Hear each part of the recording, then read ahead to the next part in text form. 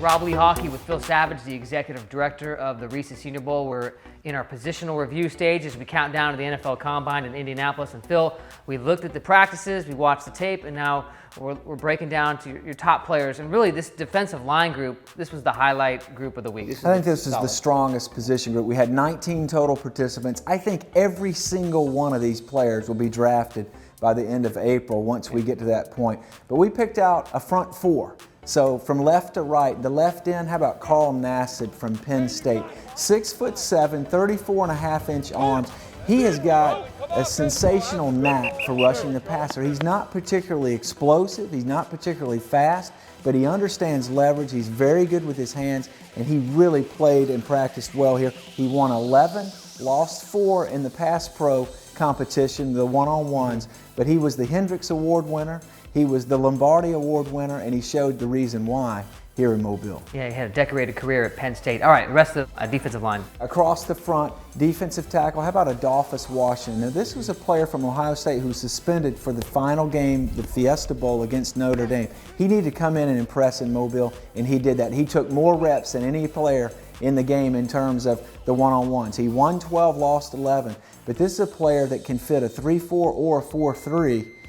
And get this, he was the Gatorade Ohio Basketball Player of the Year in high school in Cincinnati. So he's not only big, but he's also athletic. The other defensive tackle that was very impressive, Sheldon Rankins, and I think he solidified himself as a first-round pick. He's out of the University of Louisville. He went from being a 3-star recruit, quote, to being a 5-star draft prospect because he's going in the first round based on what he did in Mobile. 110 only lost 2. He was unblockable in the one-on-ones. And then ultimately the right end that we chose, how about Noah Spence from Eastern Kentucky? Of course, well-documented story about how he was ruled ineligible by the Big Ten for positive drug tests involving ecstasy, but he is on the road to recovery, not only on the field, but off the field as well. He presented himself in a positive way, and again, he was unblockable off the edge to the inside. He won 7, lost 1, and in the game on Saturday, he had a sack and 6 quarterback pressures.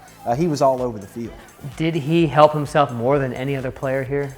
I think you can make the case that Noah Spence probably increased his value in terms of not only what he did on the field, but the idea of him getting in front of the teams and being able to explain what happened in his background and that those things are in the past for him. So Noah Spence, I think, is a name that ultimately we're going to hear called in the first round. And you can see in the text below, there's a couple other categories. You mentioned a few other guys. Yeah, there were, again, I could talk about every single player on the list, but Vernon Butler from Louisiana Tech, he's got a chance to go in the first round. Again, a combination of a run defender and a pass rusher. Jaron Reed was terrific throughout the week from University of Alabama. He's likely to go in the first round as well. Other players to mention, Jihad Ward from Illinois, defensive end. He's got a chance to go in the first round, certainly no later than the second. Sheldon Day from Notre Dame is a 3-technique upfield penetrator.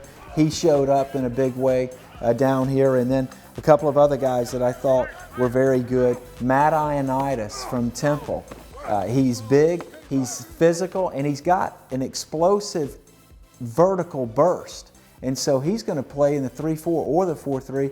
And then one of our late adds in the week was Javon Hargrave from South Carolina State, just a natural inside pass rusher. He was a player who earned his way to Mobile after a really good performance at the East-West Shrine game. All right, 19 for 19 will be drafted, though. I'm going to hold you to that. We're going to check back at the end of April and see if that comes true.